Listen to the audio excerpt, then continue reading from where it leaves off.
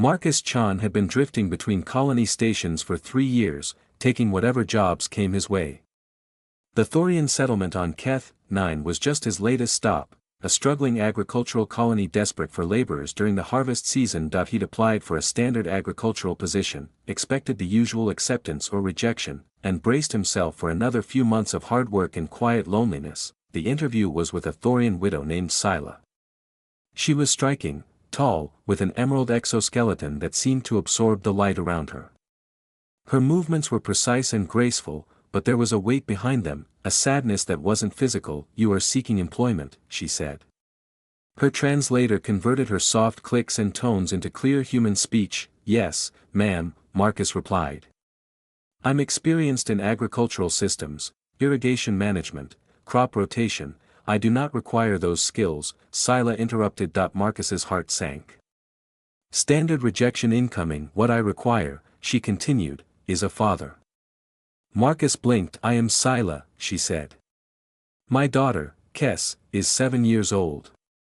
Her biological father was killed in a colony accident 2 cycles ago. She has struggled since. The loss counselor suggests she needs male role modeling, from a species with similar developmental psychology." She studied him intently. "You appear to be a human of reasonable disposition. I offer you housing, food, and generous compensation. Not for agricultural labor, but to spend time with my daughter. Teach her. Play with her. Help her remember what it means to have a parent." Marcus hesitated. "I'm not a therapist," he said. "I'm just a maintenance tech looking for work." "Precisely," Scylla replied. "I do not need a specialist.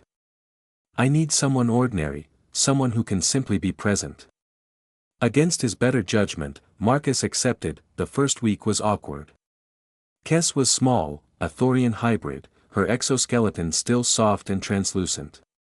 She moved uncertainly, and rarely spoke. Most of the time, she hid behind her mother or stayed in her quarters. Marcus didn't push. He just existed near her, fixing things, reading, humming while he worked. He made himself quietly, consistently there. On the 8th day, Kes appeared beside him as he repaired a water filter. "What are you doing?" She clicked softly. "Fixing this filter," he said. "It's clogged. Can I help?" And just like that, something shifted. Over the following weeks, Marcus became part of her world. They didn't do anything special, just ordinary things. He taught her how to identify plant species. They played a Thorian board game involving stone patterns that Marcus was hilariously bad at. Kes would laugh every time he lost. He told her stories, about Earth, about silly human history, about the mistakes that made him human. And when she asked about his family, he told her the truth. He told her about the daughter he'd left behind on Earth, how guilt had driven him from planet to planet, afraid to be anyone's father again. Kes listened quietly. Then, without a word, she placed her small clawed hand over his. "My father is not coming back," she said softly.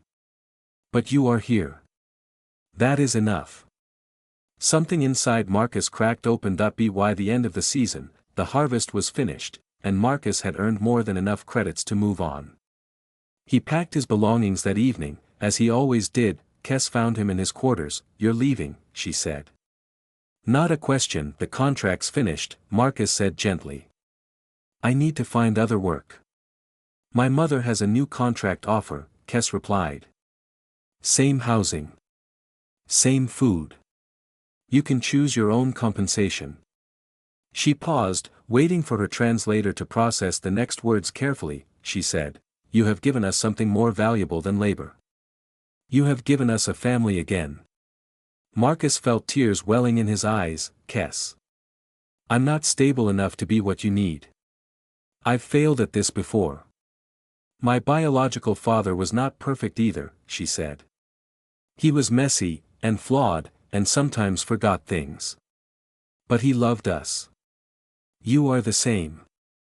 Marcus looked at this small alien child, this being from another species, and saw, somehow, the one thing he'd been running from and longing for all at once, a second chance. "Okay," he said quietly. "Okay. I'll stay."